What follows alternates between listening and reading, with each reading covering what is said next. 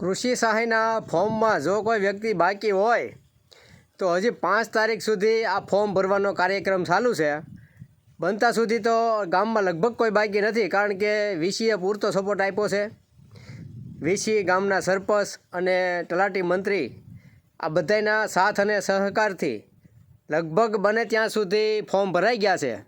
છતાં પણ એક બે વ્યક્તિ એવા કે જે લોકો બહાર રહેતા હોય, જેને ખેતીની અહીંયા ખેતી ન કરતા હોય, એવા લોકો બહાર એટલે કે હાવ બહાર હોય, અહીંયા ખેતી હારે કાંઈ લેના દેના ન હોય. એટલે 1 થી 2 જણાના એવા મેં ફોન કર્યા બહાર હતા એના, તો કે અમને ખબર જ નથી કે આ ફોર્મ ભરાય છે એમ. કારણ કે એ લોકોને ખેતી સાથે કાંઈ લેના દેના છે નહીં, કારણ કે એ લોકો વર્ષોથી બહાર હોય. એટલે એવા 2 વ્યક્તિ મારે ધ્યાને આવ્યા કે હજી સુધી અમને આ કૃષિ સહાયના ફોર્મ ભર્યા નથી. તો એ લોકોને મેં કીધું ભાઈ તમારે ફોર્મ વાતમાંથી વાત નીકળી, એટલે મેં કીધું ભાઈ તમારે ફોર્મનું કેમ થયું, ભરાઈ ગયા કે નહીં? તો કે ના, અમને ખબર જ નથી કે ફોર્મ ભરાય છે એમ. કારણ કે એ લોકોને ખેતી હારે કાંઈ નિસ્બત હોતી નથી. અહીંયા ઉધેડમાં કે ફાર્મે કે વાવવા આપી અને જતા રહેતા હોય છે. એટલે એવા 1 થી 2 જણા તો મારા ધ્યાનમાં આવ્યા છે. પછી ગામ કદાચ આ રીતનું હશે. એટલે હજી 5 તારીખ સુધી આ ફોર્મ ભરાવાના છે.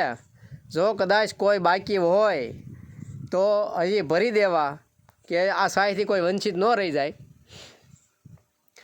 એટલે મારા ધ્યાનમાં આવા 2 દાખલા આવ્યા છે. એટલે ગામમાં ક્યાંક તો હજી ઘણા ખરા બાકી રહી ગયા છે. કારણ કે બાકી રહી જવાનું મેન કારણ એક એ છે કે એ લોકોને ખેતી હારે કાંઈ લેના દેના નથી હોતા ને, એટલે બાકી રહી ગયા હોય છે. આ 2 જણા મારી હારે આવ્યા ને એક પાછો ત્રીજા વ્યક્તિનો ફોન આજે આવ્યો. એટલે મેં કીધું હવે આ લોકોને માહિતી આપવી પડશે કે ભાઈ આ તમારે બાકી રહી ગયા હોય તો ફોર્મ ભરો.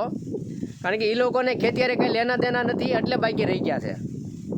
કારણ કે કોઈથી ખેતર આવતા ન હોય, અને અહીંયા ગામડે લગભગ 2-5 વર્ષે ગામડે એકાદી વાર આવતા હોય. અમુક લોકો વર્ષમાં એકાદી વાર આવતા હોય. જે લોકો વિદેશમાં હોય એ તો 2-5 વર્ષે પણ ખેતર ન જતા હોય પોતાના.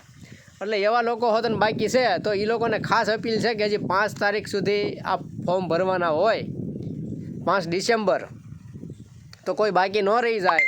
અને તાત્કાલિક આ ફોર્મ ભરી દેવા વિનંતી છે, કે જેથી કરીને તમામ માણસો સુધી આ કૃષિ સહાયની સહાય પોગે. અમારે સિમરન ગામની અંદર તો કારણ કે 15 દિવસનો સમય હતો, સમય બહુ ટૂંકો હતો. એટલે વીસીએ પણ પૂરતો સપોર્ટ આપ્યો આપણને ગામમાં, અને ત્યાર પછી તમને સરપંચનો પણ એટલો બધો સાથ અને સપોર્ટ હતો કે દિવસે નહોતું હાલતું. એટલે રાતે આ લોકો આખી રાત બેસી અને આ ફોર્મ ભરતા હતા. એટલે અને એમાં પણ એથી વિષય છે મંત્રી બેન, તલાટી કમ મંત્રી. અમારા ગામમાં તો સિમરનમાં તો બેન છે, છતાં પણ એને કોઈ જાતનો ટાઈમ જોયા વગર સાંજે 5 થી 6 વાગે, 7 વાગે, 8 વાગ્યા સુધી બેન બેઠા હોય. અને લોકોને વિશેષ આભાર આપણે વીસીનો માનવો પડે, સાથે સરપંચશ્રીનો પણ આભાર માનવો પડે. અને એથી વિશેષ કે ગામમાં તલાટી કમ મંત્રી, એટલે અમારે તો મંત્રી બેન છે, લેડીઝ, છતાં પણ પોતે કોઈ પણ જાતનો તમને કહું ઘડિયાળમાં જોયું નથી. આ ફોર્મ જ્યારે ભરાતા હતા ત્યારે બેન પણ તમને કહું સાંજે 7 વાગ્યા 8 વાગ્યા સુધી એમ મોડે સુધી બેઠા હોય, અને લોકોને સાથ અને સહકાર પૂરો આપ્યો છે. કારણ કે કોઈ પણ એક પણ વ્યક્તિ અમારે ગામમાં રહી જાય ને એ અમને મંજૂર નથી કે ભાઈ કોઈ વ્યક્તિ પાક સહાયથી વંચિત ન રહી જાય. બને ત્યાં સુધી તમામના ફોર્મ ભરાવી દીધા છે. એટલે વીસીનો પણ આભાર, ગામના સરપંચશ્રીનો પણ આભાર, અને બેનનો પણ ખૂબ ખૂબ આભાર. કારણ કે એમને ઘડિયાળમાં કોઈ જોયું નથી કેટલા વાગ્યા.